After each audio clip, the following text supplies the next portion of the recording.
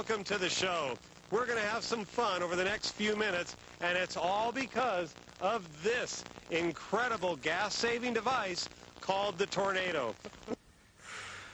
Well, that's a little teaser All right. as to what we're going to do later. That sounded like the dude from Auto Week, was it? No. Oh, sounded like it for a second. It's just announcer guy.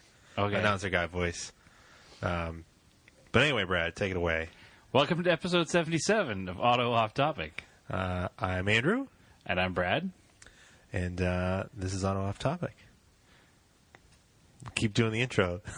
All right. I'm still Brad. Welcome to episode 77 of Auto Off Topic. I haven't changed. Weather's warm. It is. Sort of. I'll be happy when we don't talk about weather anymore because it's warm all the time. Well, the last week has been real nice. It's been weirdly nice again. Well, it snowed Saturday and then... Yeah, that's right. Or Sunday morning Right? it snowed. I don't remember. No, Sunday morning it snowed, and then here it's it been rained. like 55, 60 all week. Here it rained, so... Oh, no, it was weird. So last week it was like... On Wednesday it was like 70. Right. And then... Cold The on next weekend. day it sleeted and snowed, so they salted everything. Right. And then it rained, and it washed Washed the it all salt away. away. And right now you're like... If you don't live around here, you're like, why do you two idiots live around there? We ask ourselves the same thing every day. Hopefully we won't live here forever. But for Working on now, a solid plan. we do. So we deal with salt and snow and cold. But it's been mild. It has been. Yeah. And actually, it rained again after they salted. So everything was washed away again. And it rained really hard. So Yeah. everything's really clean. Mm-hmm. The roads are pretty much spotless now. So I actually took my car out of the garage. Yeah. So is that your project car update? Is that you took the Colt out of the garage and drove it? I guess so. I mean, it's pretty much a project car round in circles because it's already back in the garage because it's supposed to get crappy again here. Well, what did you have to do Saturday? Because you wanted to drive it Saturday and you Well, couldn't. Saturday before it snowed, I was going to drive it. And I went down to the garage and went to the garage. And I was like, oh, that's a weird gap between the rear tire and the quarter panel. And then I noticed that the right front tire was completely flat. So the car was sagging in the right front corner. Unfortunately, in the garage where I store a few vehicles, I don't have a compressor. So my mission at that point was to find a cheap compressor, bring it back, pump the tire, take it for a drive. Mm-hmm. So I went to the next state over, because that's where the closest Harbor Freight is to where I live. Also tax-free. Also tax-free. That's just although I report on my taxes all the items that I purchased in New Hampshire Yes. in order to Yes. not get in trouble with the tax police in Massachusetts. Yeah, we all do. Of course. But anyway, the Harbor Freight is there, and they have a special this week on their pancake-style compressor, the flat-style one. It was like $46 for a 3-gallon, half-horsepower, oilless compressor. Like a low-duty, not anything fancy, something just to have around the house. Or in this case, my storage facility. It was like $46. So it was total, and I had a 20% off coupon, so it was like $38 for a compressor. The place is crazy. It's ridiculous. So I got the compressor. Actually, it worked really well. It's actually even pretty quiet, surprisingly enough. It's got a built-in regulator right on it. I mean, you could spray an airbrush with this thing. It seems like it would cost more to make it than the price you paid for it. I don't understand. But apparently not. I've paid more for a plastic bottle car before, Yeah. so it's strange. Actually, most plastic bottle cars are more than $38 now. I mean, I've seen some prices of the stuff that comes out of Asia. I mean, if you make enough of it in big enough quantities, Yeah, well, it's cheap. less than $40 for a compressor is something you can't complain about, I guess. Amazing Oh, times. the guy tried to sell me a $25 service plan on it. I told him he could. Yeah, Told him where he could put that. I'll just buy another one. I was like, well, if it breaks in the first year, I'm just going to return it, and then the second year, I'll just roll the dice. Yeah. I don't want to pay 50% of the purchase price of my product for a protection plan. That'd be like buying a $20,000 car and spending $10,000 on a warranty. Which doesn't make sense. But the warranty is like, if one thing breaks, they just give you a new car for half the price. That's still, I'd still roll the dice, I think, in that case. Yeah, it's Yeah. kind of a ridiculous thing. Yeah, it's pretty ridiculous. So anyway, I bought a compressor. However, where the Harbor Freight is in Salem, New Hampshire, is really close to a friend of the podcast, Joe's house. So he was like, "Oh, you're in New Hampshire. You should come by for like a couple minutes, have a beer, hang out." So a couple minutes turned into I didn't get home until 9 o'clock at night, so I didn't wind up using the car on Saturday. Mm-hmm. I said, no big deal. I'll wake up Sunday morning. It's supposed to be drizzly, but it's supposed to be warm anyway, so I'll drive it in the drizzly crap on Sunday. Mm-hmm. So when I woke up Sunday morning to it snowing and sleeting, I was a bit upset. So I did not get to drive the car. So, Well, it is still winter, so I know. there you go. but I ruined it by not doing it on Saturday. And but anyway, so I figured at that point it would be, unfortunately, probably April before I got to drive the car. But luck have it, it's been warm still this week, and I took it out last night. Had it out for about 26 hours. Yeah. Did a couple things in it, drove it to work today, drove it back to the garage, and there it sits. So, no project car update per se, but project car usage. Cool. I was thinking about keeping it out till tomorrow night and maybe playing with the fog lights in the bumper, but then I misread the weather report and thought I was going to start nor'eastering tomorrow. But apparently nor'easter is a Friday. So, but it's already put away, and it's a project to take it back out for a day, so I won't. Yeah, but today's the last day of February. Yeah, we're on the upswing. March is coming in like a lion, It is. Yeah. so hopefully it goes out like a lamb. No, it goes out like a lion, too. No. Wait. How does that work? What does the lion represent? Horrible weather? Yeah. Oh. I thought it came in fast No. and, sauntered away slowly like a lamb would. I don't know how these proverbs work, Andrew. I'm not a proverb guy. No, it can go both ways, though. Okay. And I'm actually holding the book, the John Buffum biography, which is in like a lamb, out like a lion, which refers to taking a corner in a rally, in easy, out hard. Okay. So the month is coming in hard? Yeah. It's not, though. We're having a big nor'easter. Yeah, but it's 60 degrees, so it's not going to snow. No, this is February. Right, but it's not going to snow. Yeah, but they're having a really bad nor'easter 2 days from now. But with no snow. It's going to be a rain nor'easter. That's still a bad storm. Rain doesn't count for anything. Rain's just rain. It goes away the next day. I guess. Unless you live on the coast, I apologize if your house floods and the ocean comes in heavy through the front winds door, and storm. well, whatever. It's not going to snow, so they're not going to salt. So when it's 60 degrees again next week, I can drive the car again, and I'm happy. So I don't care. And we can actually do project car update stuff with it instead of just... Brad's project update was he drove his car. Yay, New England. But anyway, did you have any project cars? I did. Well, the daily. It's still a project. It's a project. The belts were getting real bad. As in squeaky? Or loose? Yeah, they're once they loosen up, you can try to retighten them, but they never quite come back.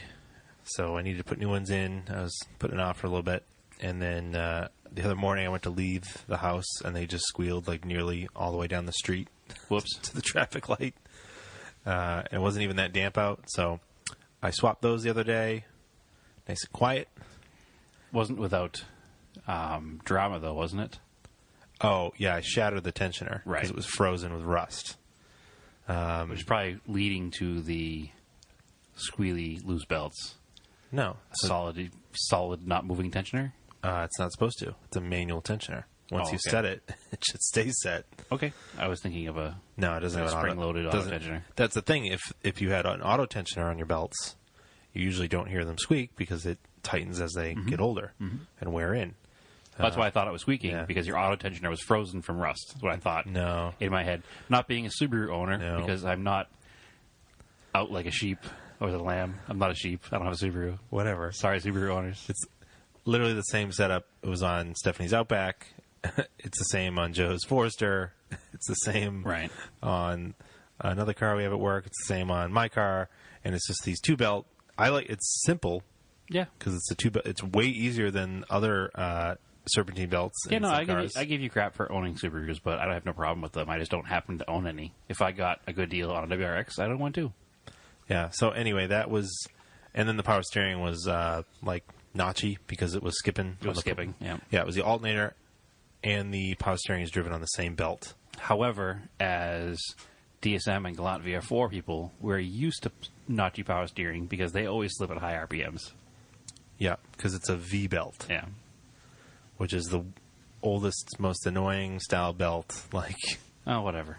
But I remember many times in a DSM when you're driving aggressively, the power steering goes out because the belt slips. which doesn't really make sense to me because if you're moving at speed, you don't need power steering. Well, no, but when you're driving aggressively, say in foul weather, and you're revving the engine and the car is sideways, when you're correcting steering, it's still, you feel when there's no power steering.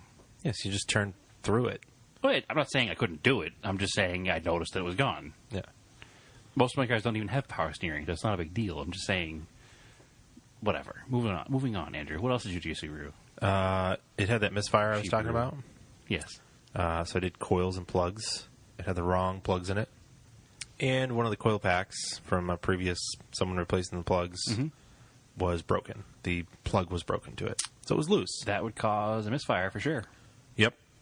It was weird because the check engine light wouldn't stay on for the misfire, but you could definitely feel it. And now it's totally gone, and holy crap, the car is way faster. Is it? Yeah.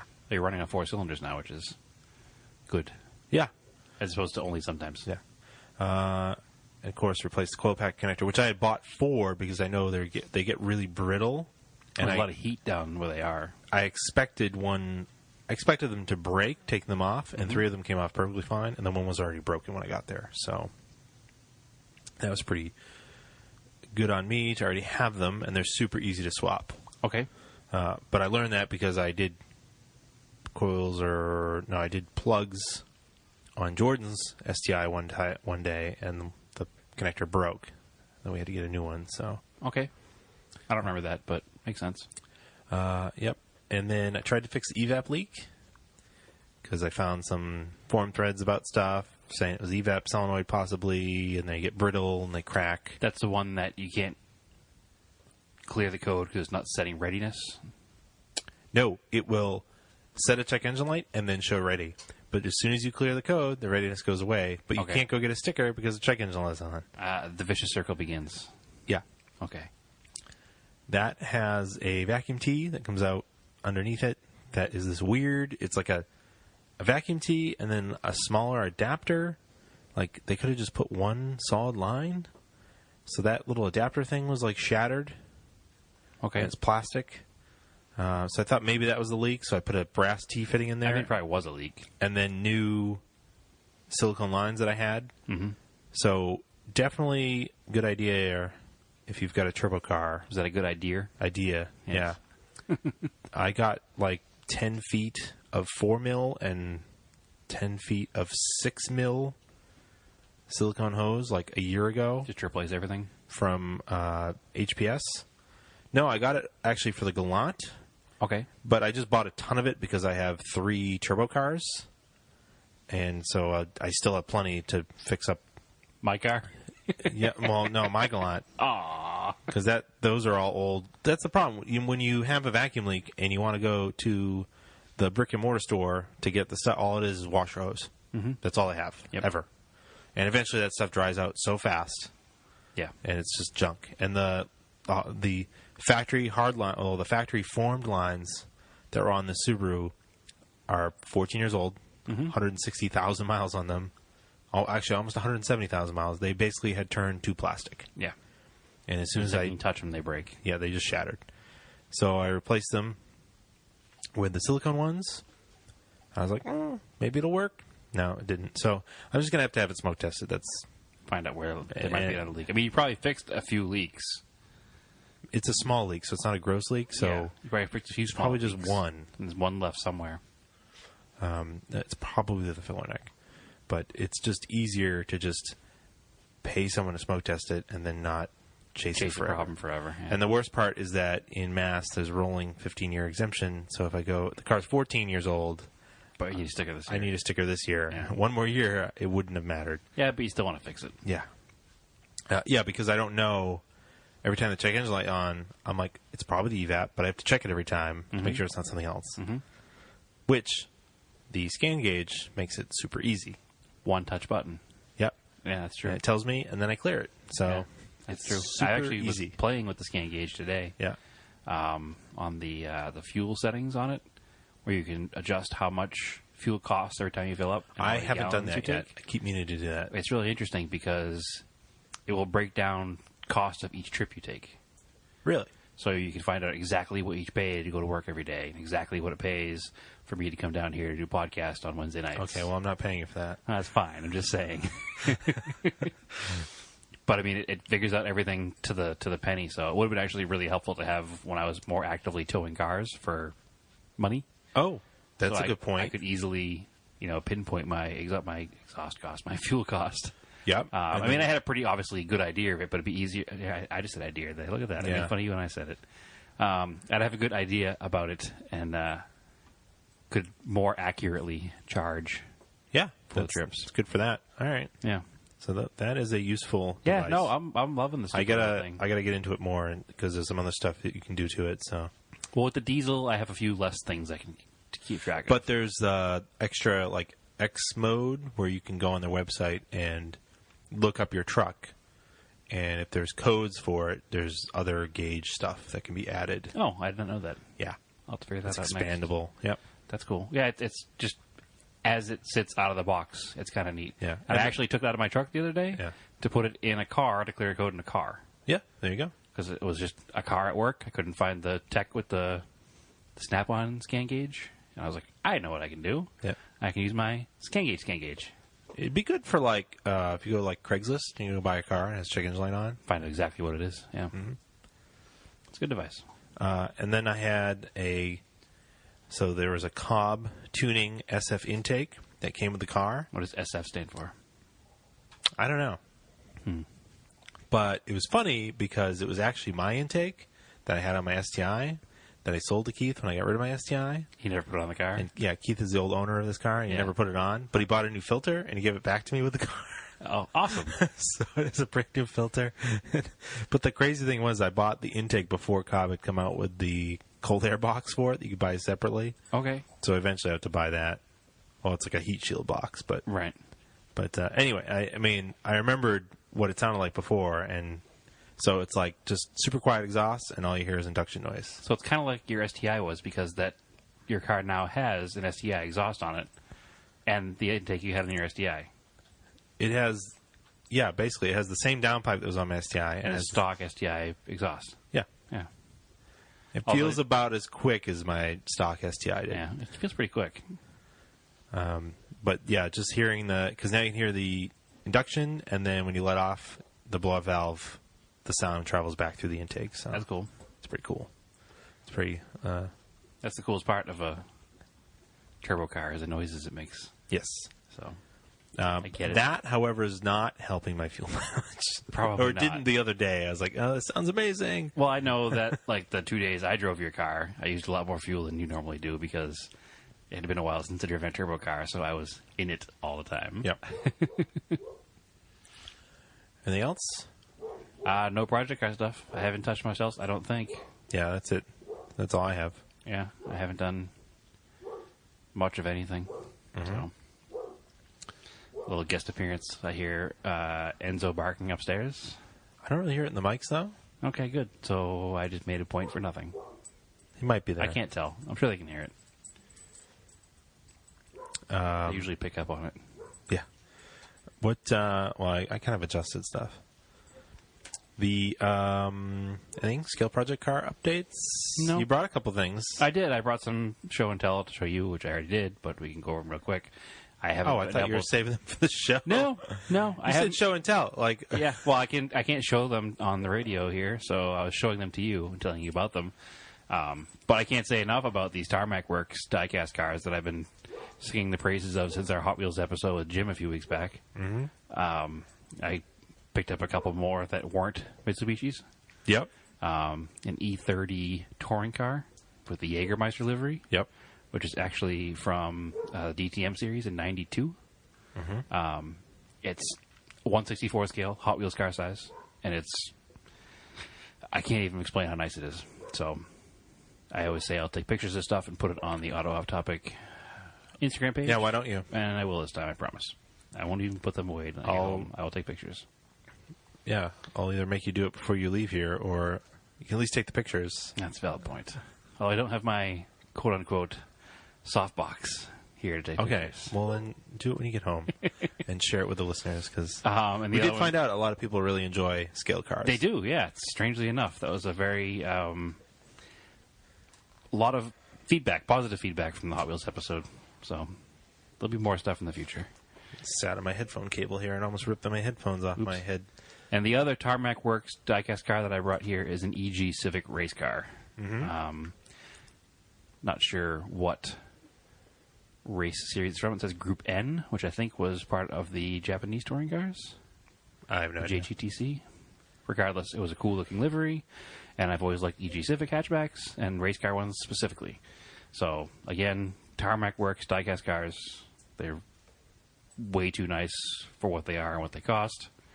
And look them up. You can buy them on eBay from a seller named Surplus Goodies. And actually, I think if you go to surplusgoodies.com, it links to his eBay page. And he'll combine shipping on them, so that's good. But they're very awesome, and I'll put pictures of them up. But yeah, no scale project cars. I haven't worked on many. You were talking about drilling out some Hot Wheels the other night. I was, and then I Yeah. realized I couldn't find my drill.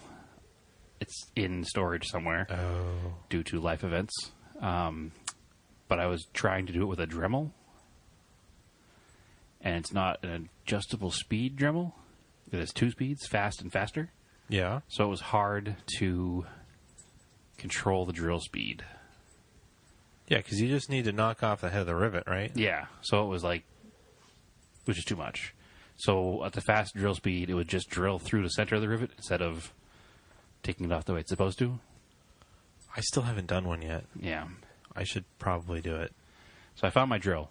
Yeah. So I'll do some more of those this week. But yeah, I've got a couple of projects up my sleeve to make 4 people to match their personal cars. I keep meaning to do it, and I just haven't gotten to it. I don't know why. Yeah. Part of it also is there's so many Hot Wheels. It's hard to pick what one you want to do. Which one do I pick? Well, that's why I chose a few cars of people that we know, Yeah. so that I could make replicas of real cars. And then I'm like, Something what? to do. And then it's like, I don't know. I don't know what one I should do. I have no idea. Possibilities are endless. Like, I don't know. I'm like trying to think of what one I would do right now. Like, I have no idea. Doesn't matter. You'll figure it out. Yeah. Did you buy the drill bits? Yeah, I have the drill bits. All right. Just not stopping you then. Do you know what a drill is? Yeah. And life is good. Get Yeah. drilling. No. Do some cool toy car project stuff. I should when it's really crappy on Saturday. Absolutely. That's a good day to do it. But you did bring me the M2 Hakasuka Skyline. Race car. Race car. Funny story about those. We were in New Hampshire. Don't give me where I have a secret spot. Well, where it was easy to find any stuff. specific secret spot. It's just a spot. It was a rural Walmart Yes. where the people who live in that area probably don't care about Japanese cars at all. So we walked in there. Or Hot Wheels. Yeah, so we walked in there literally 2 weeks ago, and they had a full set of the M2 Japanese cars, They had a full Which set is- of the... which is the 510, the Hakasuga Skyline, and the 240Z, which came out months ago, and they sold out immediately everywhere. But they had a full set of those, and they had a full set of the Historic Japanese. Japanese classics. Japanese classics? Is that what it is? Japanese historics? Japanese historics. Yeah. Set 2 on the shelf just in the middle of the afternoon because nobody up there cares. So we bought plenty of cool stuff while we were there. So yeah, rural Walmarts apparently don't sell a lot of that stuff. Story checks out. We'll keep going back to that one every time we're up there just because Yeah. we get the cool stuff we can't find anywhere else. I haven't found anything locally at all. Well, it's because Jordan and I keep finding it all, taking it from you. Yeah. No. But thankfully I found you the whole set of Japanese historics. So You did. And then You found me the Magnus car I was looking for. I forgot to bring it, though, to my house. That's all right. But yeah, every time I go to look for something, nothing.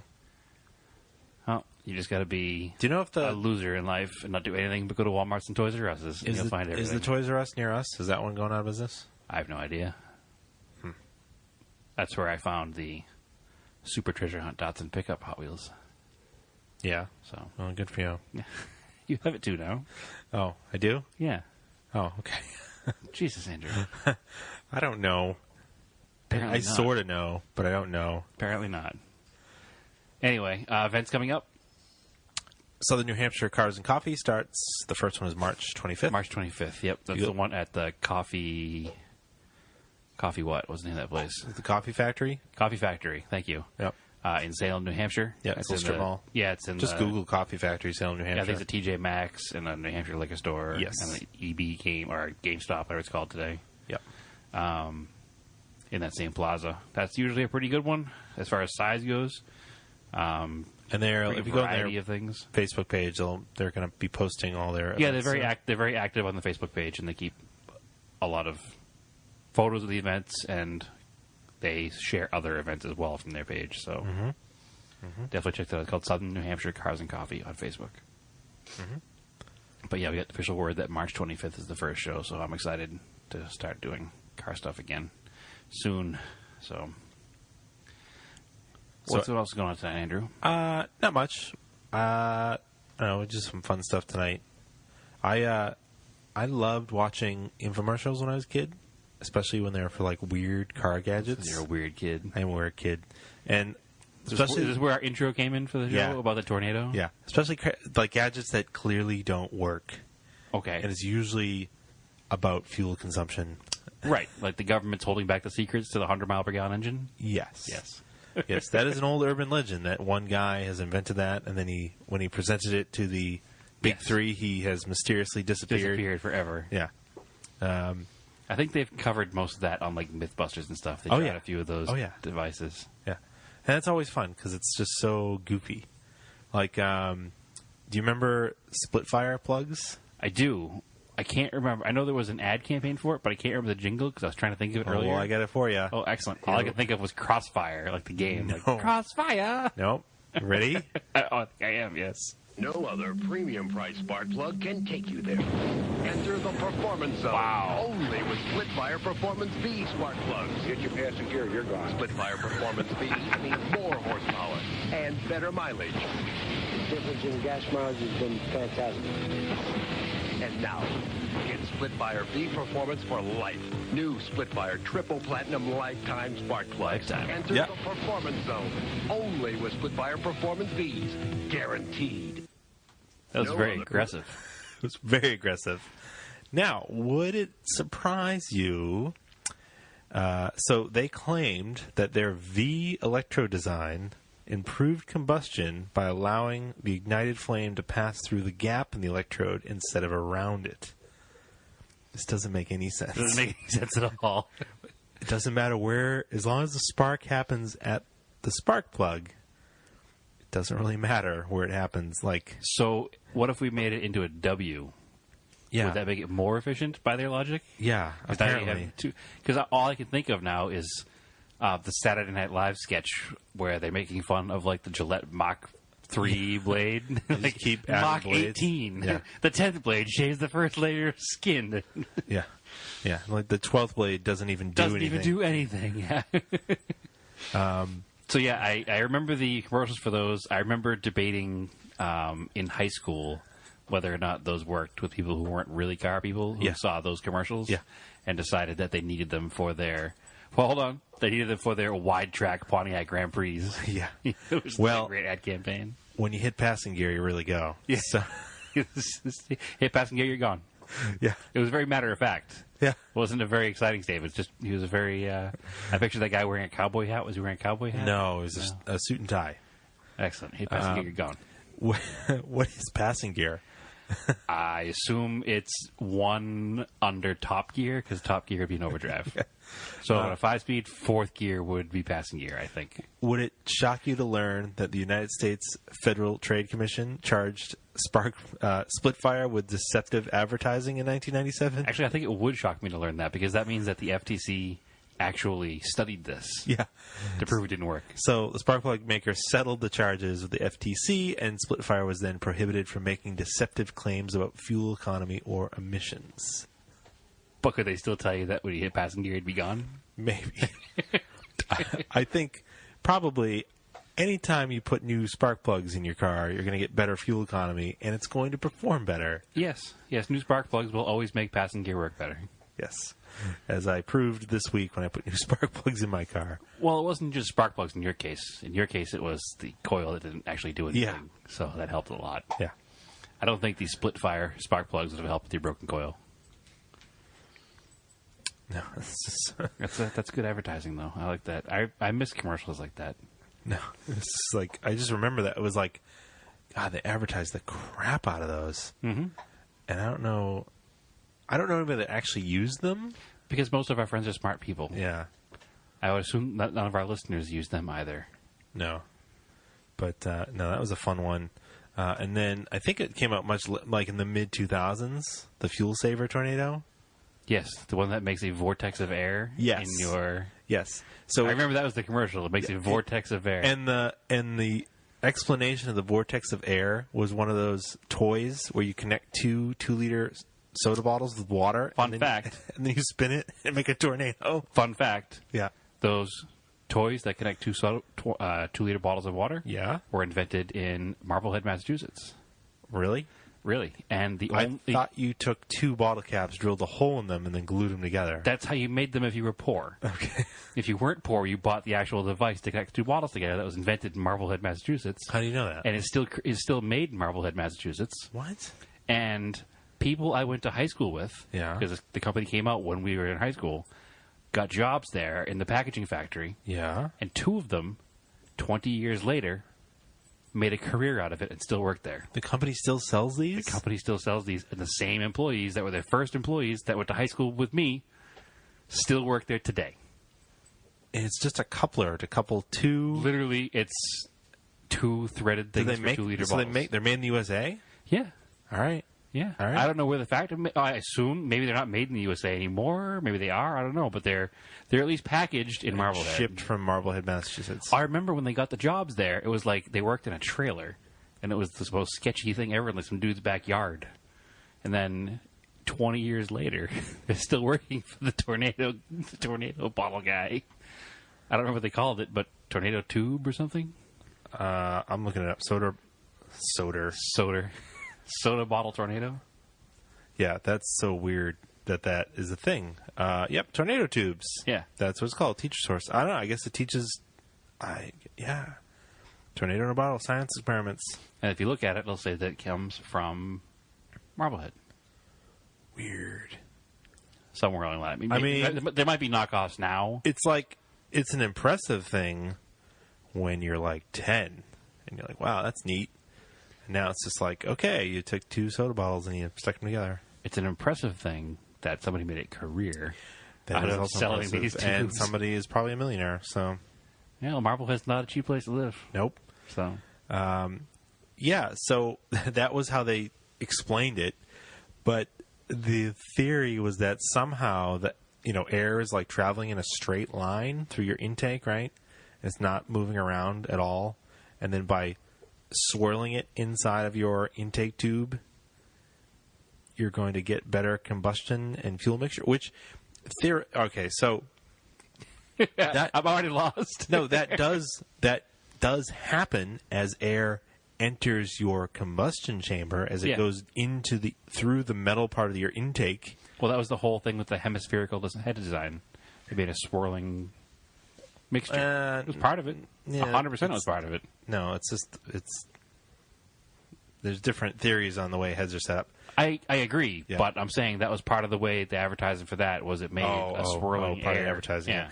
Yeah, advertising and actual practice is different, like clearly.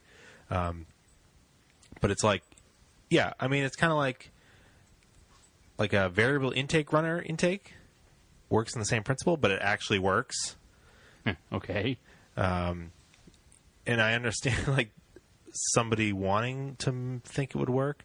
But the funny thing is, like, I remember, so early 90s Mitsubishis before Do I remember them? Yes, very Okay. well. We have tons of them lying around. So before you switched out to like a 2G mass airflow sensor that had like the oval like opening or like the round opening, the later ones. Yep. The early Karman Vortex ones, like the one that's in the Talon and the Glant.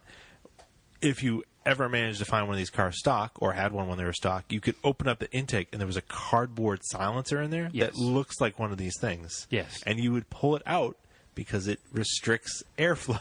Like when I had the 89 Montero, it still had it in it, so I just pulled it out Yeah, I remember when I got my first... to get that extra half a horsepower that might help me. My first DSM, my only DSM, had the cardboard thing in it still when I got it. Yeah, and you just rip that right out. And it literally looks, it's like the same shape. And it's funny when you look up like the Tornado thing and all the different like news stations would like test it.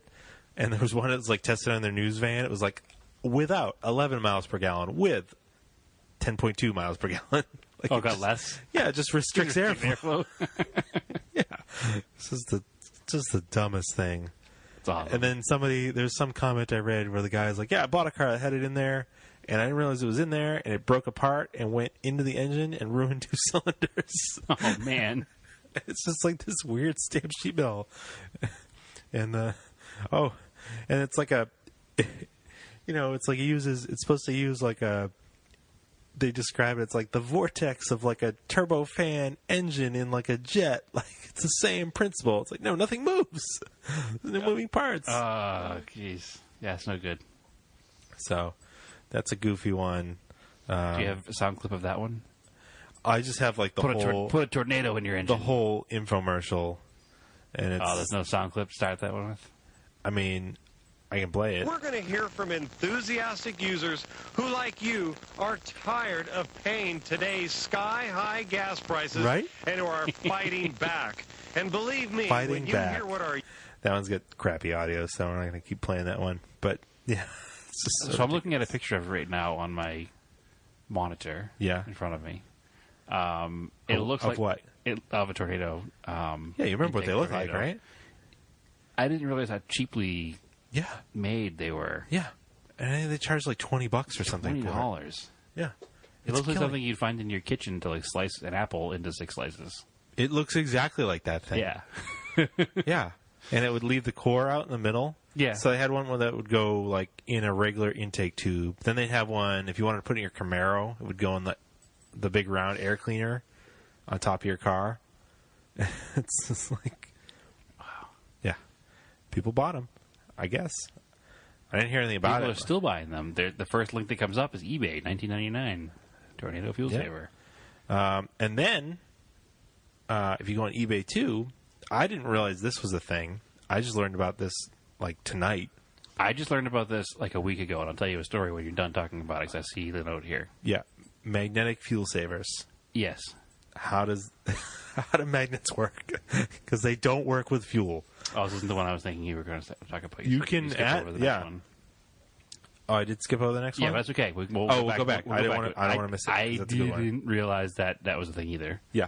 Till right now. So it's magnets that you go and you'll put on your fuel line, and it aligns the fuel molecules. Is there metal in your fuel line? Your fuel line is metal, yeah. The hard No, is line. there metal in your fuel line? What? Well, what the hell is the magnet aligning if there's no metal? It's aligning the fuel molecules. How? I don't know. That's not how it works. That's not how any of this works. If this works. Magnets, man. How did they work? Yeah.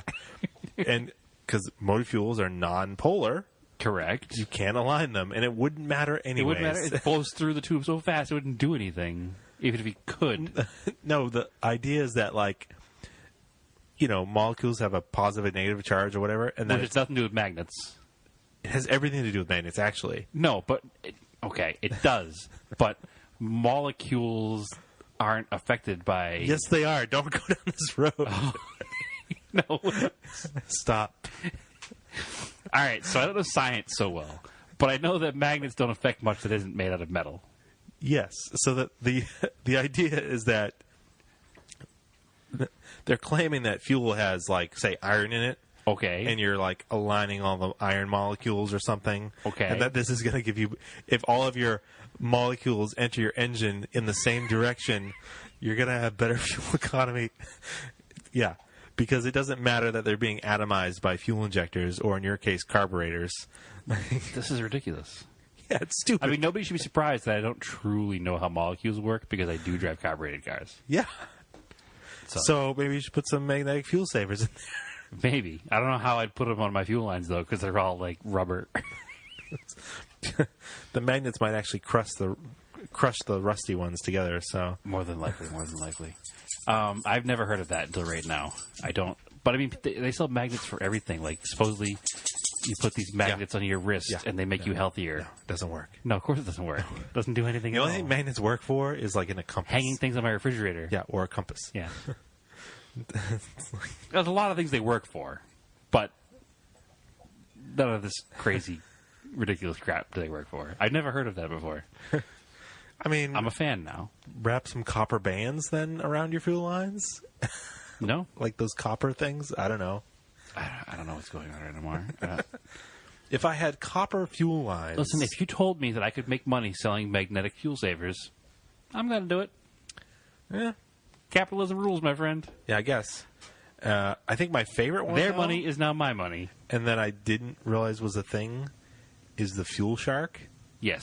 And this has a couple different names, but Fuel Shark is the one I found. Yes. And it's literally this thing that plugs into your 12-volt socket, lights up, stabilizes your electrical system. Stabilizes. Stabilizes it. And improves your fuel economy. Yes. I don't understand how this works either. It doesn't. That's the thing. Right. I also, as an added benefit, now you can't charge your cell phone because you're too busy stabilizing the electronic system in your car. And just, you've got a cool blue LED-looking thing. Yes. That's kind of glass-shaped. Yep. And it looks like it goes somewhere else. And that's about all it's worth. There's another one. The chip is another good one. The chip. Remember. Yes, the one you can buy on eBay for any car. Oh. That boosts performance. Where do you plug it into? I think you plug it into your OBD now. Oh, okay. Back in the day, it used to like piggyback off of your ECU somehow. But it doesn't do anything either. It's like $30 to just plug a dongle into your...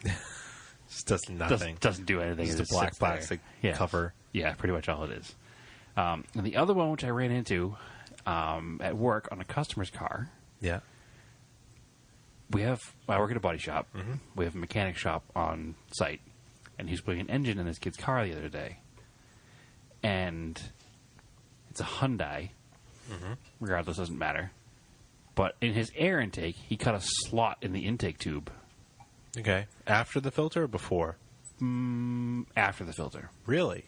Well, no, he filled it. Don't worry. Okay. So in the slot goes this, it almost looks like a mass air meter. And then it has two wires that come off of it. One of them plugged into a positive power source. Is he heating his intake air? No. Okay. I don't know what this does. Because the other one you're supposed to plug in somewhere near...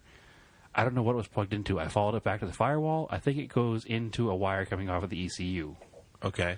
And it supposedly tricks his ECU into delivering more fuel and therefore making his car faster. Oh, right. He bought it on eBay. Right. Two wires. That's all it takes. Right. To defeat the ECU in your car. Yeah. See, this is not... One powered, which obviously is to power the red LED on top of the piece that plugs into your intake. Yeah. And one to go wherever. I mean, he's on the right path. If you add more fuel... You're right. But you have to also add more air. So you need some sort of forced induction. Well, he had a cold air intake, so maybe that was his thought. Regardless, you don't trick the ECU with one wire. Ever. I don't know what it would possibly do. Not an OBD2 car. No. An early car, you might be able to. regardless, this is a 2013 Hyundai, so it definitely doesn't do anything at all. But now the funny part of that story is he called on a daily basis to make sure that we plugged it back in. Okay. He wasn't concerned about the junkyard engine or the warranty on the junkyard engine or how many miles were on the junkyard engine. He was worried about his... Can you say why the engine was being replaced? Because it blew up. Okay. It had nothing to do with this thing plugged into Or the his cold car. air intake? No. He ran out of oil. Right. The kid's 17. He just All right. doesn't know how oil works, apparently. Well. Doesn't know his car needs it. Learn more about oil and less about Electronic things you buy on spooky eBay. gadgets. Yeah. So that was a very similar setup that to this, all these fuel sharks and magnetic fuel savers, and there's a ton of them. If you wanted to dig deep into this, we should have pulled down some old Car and Driver magazines and gone to the ad section in the back. Yeah. Because there are so many different ones back Well, then. maybe we'll play with that at some Yeah. point. I do have So the many ad for the different Fuel ones. Shark. Oh, is it audio as well? Yeah. All right, let's go with that. Oh, no. Uh-oh. Circle of Death. Dead air. What is the circle of death? Oh, the loading screen, you mean? Yeah. All right. Buffering. right. Buffering. All right, cover me here, and I'll redo it. Words, talking, podcasts. Fresh. As we learned the other day. Folks, the makers of fuel. Cue it up. Honestly, I'm already excited to hear it because that guy's voice was just great. No, I get that guy was annoying. I already screened this a bit. I get a better spot for it. That was pretty good one though. Anything that starts off, folks, what you're looking at here is already gold. Attention, all drivers. Oh. Fed up with skyrocketing gas prices? Are you fed up? Take a bite out of Wasn't your it? gas bill with Take a Fuel bite. Shark. The Fuel Shark is Fuel a Shark. revolutionary gas-saving device Revolutionary. that helps almost any car Is a- get up to 10% or more miles per Is a gallon. Ferrari And that keeps F355 money in convertible your driving. pocket.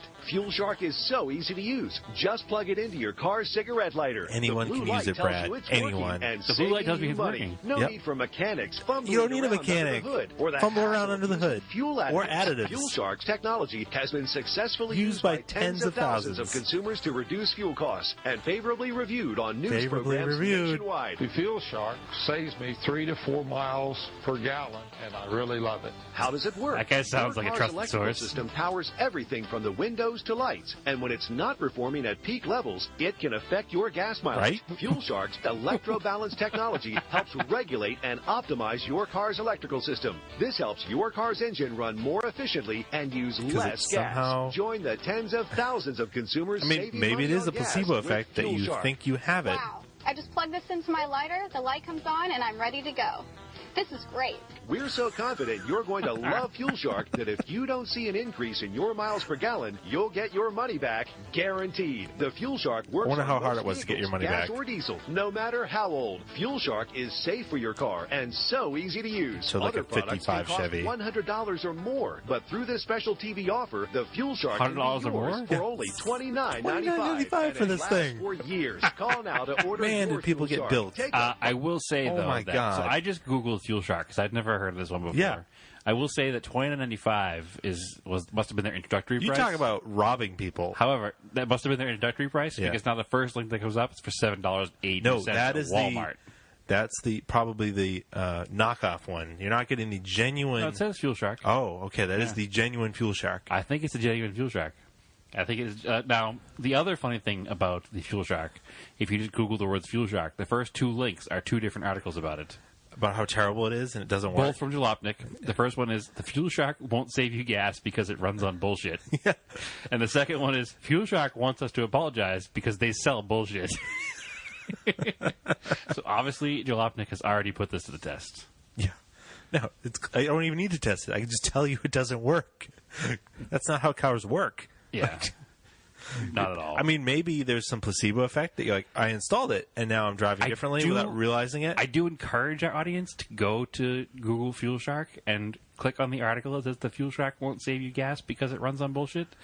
Because it's an article written by Jason Torchinsky, and the lead image he uses in the article says, "Beware of fuel sharks," and it shows a Hillman Imp floating around the top of the water with the Jaws shark coming up below it, and it's great. Yeah, so that is fantastic. completely terrible.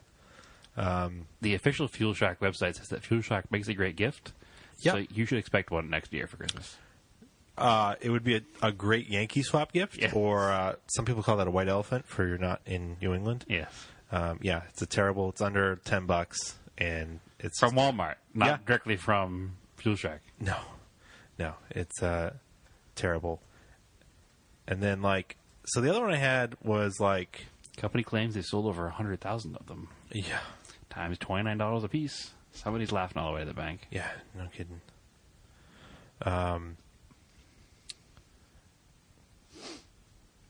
So what else did I have here?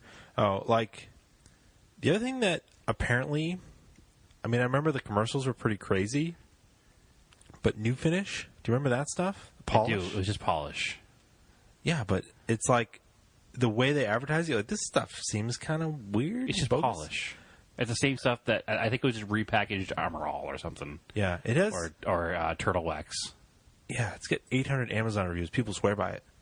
I have personal experience with this. For $7 to $9, $7 to $9. Yeah. It's pretty It's cheap just stuff. it's and just apparently half, it's it half works decent really car well. polish. My grandfather used this stuff all the time, Yeah, and I mean it was fine. I mean he didn't have show cars by any means, but it was fine for his daily driver, 86 Celebrity station wagon. yeah. But he always had a bottle of New Finish. I mean, the ad is fantastic. All right, I can't wait to hear the ad. I'll probably remember it. Yeah, you'll probably remember it.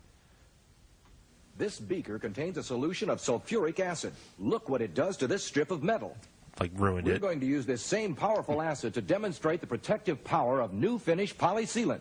First, we polish just one half of this hood with New. That's what they Now drive you we'll the car put a wash? few drops of acid on each side. Oh, Jesus. After 10 minutes, the acid has eaten into the unpolished side, leaving a I don't know how battery-up it didn't spot. eat through the polish. But look, not a mark on the side protected by New Finish. Imagine, if New Finish can resist sulfuric acid, just think how it'll protect your car from the damaging effects of salt, grime, and punishing weather. You see, New Finish is not a wax. It's an exclusive polymer formula that seals out harsh elements while it seals in a Why don't bright you just cover your showroom car in shine. it, and then you can So drive get all year New round? Finish Polysealant, I don't know. the once-a-year car polish that passed the acid test. Satisfaction I'm guaranteed going to or polish your the money inside back. of my engine before I put it together, so it doesn't resist wear from the pistons. Yeah, so that was funny. I always thought that stuff was kind of bogus, but it's just it's just just car wax. It's just basic car wax. Yeah, it is basic. It's like the what the hell? What's going on Yeah, there? the thing kept playing.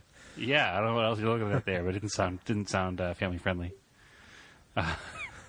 Yeah, it's just the basic car with New Finish, or like I said, Turtle Wax, or the basic McGuire's wax. It's all going to do the same stuff. Yeah, I like basic McGuire's cleaner wax, just in the red can. Yeah, the basic stuff been out That just- forever.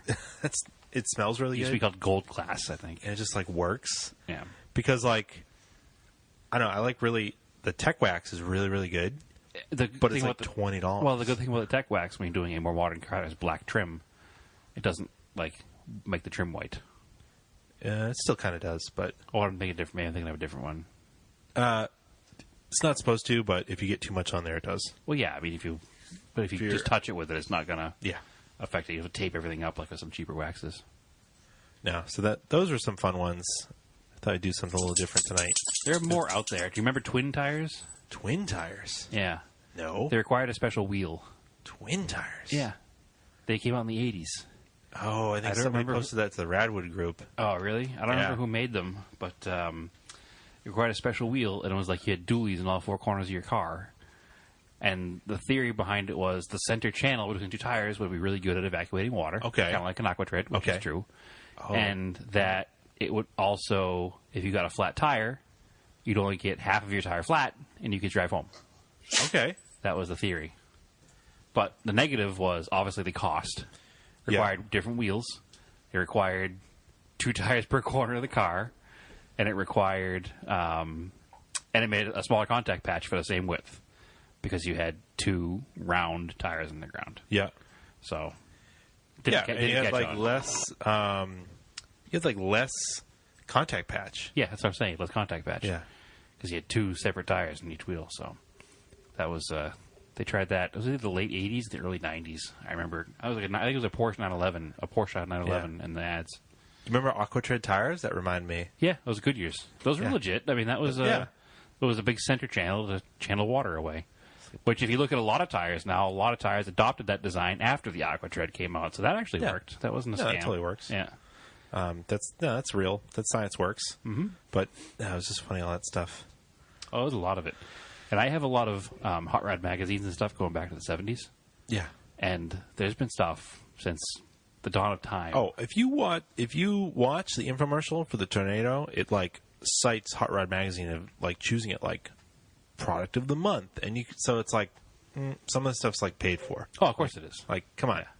No, I mean, Hot Rod Magazine had all the ads in the back, just like Car and Driver had all the ads in the back. Yeah. All the way back to the 70s, there were some interesting ones.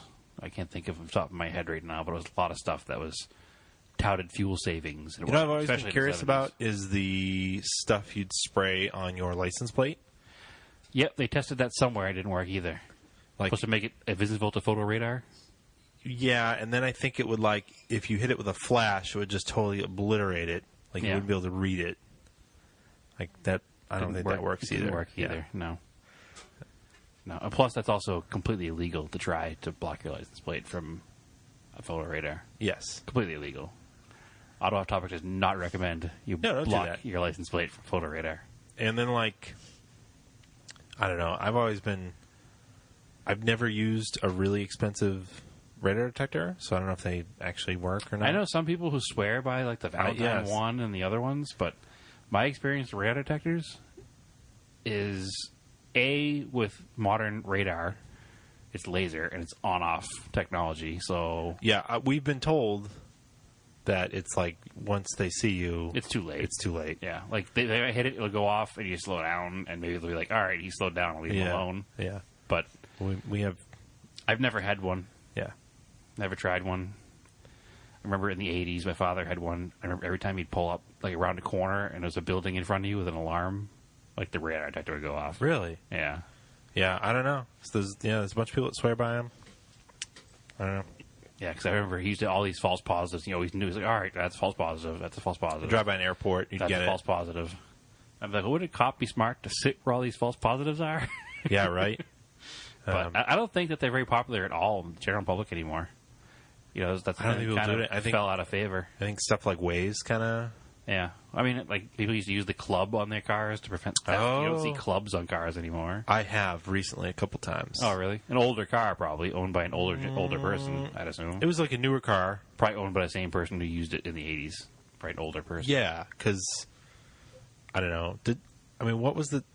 I know you used one in your did. G body. Well, yeah, it was the easiest car in the world to steal. but and what it was, did it and it was do? the 90s, so Yeah, but it was what- popular. What did it do? It prevented the steering wheel from turning. You can only turn it so far because the club would hit the steering wheel or your thigh or the center console. I guess. See, I don't know. I don't know anyone. I personally don't know anyone that's had a car stolen. Sure you do. Who? You know my mom. Oh, she had her car stolen. Remember the blue Cadillac? That was stolen. Yeah. No, I don't remember that. Yep. I only know people that had their like. I feel like nowadays most of the crime is just you just break into the car. No, there's Or- a lot of car theft that goes on Really? still to this day. 100%. Just people don't steal the kinds of cars that people we hang out with own. Yeah, People but steal like Camrys and Accords and I feel like they just steal the wheels off them. No, they steal the whole cars for sure. But they there's probably actually an interesting special on. They just roll up with a flatbed and just take them. No, they drive away in them. They have all these special things. They know that trick, all the smart keys. And Why wouldn't you just roll up with a flatbed and pretend you're a tow truck driver towing something? I don't know. Because nobody will question you. Nobody will question people. Even less people will question you if you drive away in a car. Yeah. You know, you're causing a scene in a tow truck. A professional car thief can get a car gone in Weird. a minute or two and just drive off. I mean- and 99% of the people in the world walking by don't know whose car it is. Yeah. It's like, oh, there's this man who's getting into his car and driving away. It seems like most of the time it's just a crime of opportunity that people walk by, check if the car's unlocked, and steal stuff out of it. Nope. There's, not to cite a terrible movie, but, Gone in 60 Seconds is a list of cars they try to steal. Yeah. That's legit. People have lists of cars But it's they like have to steal. Accords, Camrys. Middle-of-the-road luxury cars. It's all kinds of stuff that they can sell in South America and South Africa or in Western Africa, places that just they have such high import So they steal the duties. entire car? Yeah. They crate them up and they ship them Oh. overseas. See, I figured they'd be like taking the car. That's what Accords and Camrys and stripping stuff it, get stolen and for then- here. and They start then- getting chopped up like the old chop And then shop they adage. somehow end up being washed. The parts get washed through, and you end up buying them as used parts. No, No? happens a lot less than you'd think. Okay. When you buy used parts now from a salvage yard, Yeah.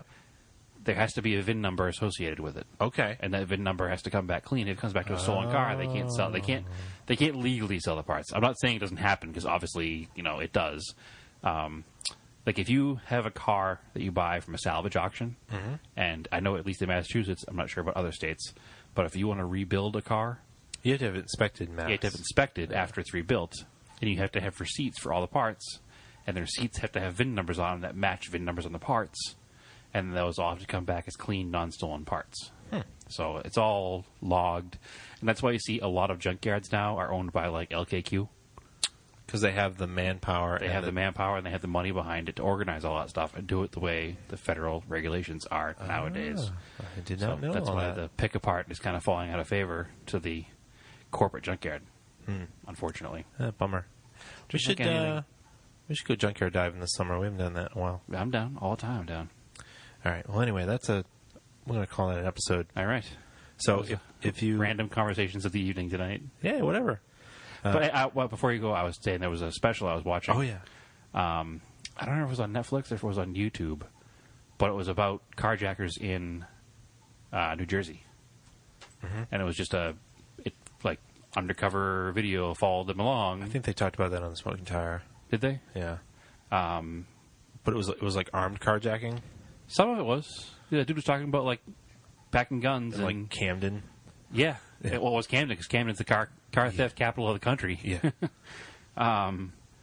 But yeah, it was legit, and they had video of it once the car got to Africa. What happens? How the car sale went down, how they bought it, and how they sold them, and how they snuck them in, and how there's millions and millions of containers going back and forth from country to country all the time, and there's just not enough manpower to check every one. So yeah, every now and then they'll catch a container.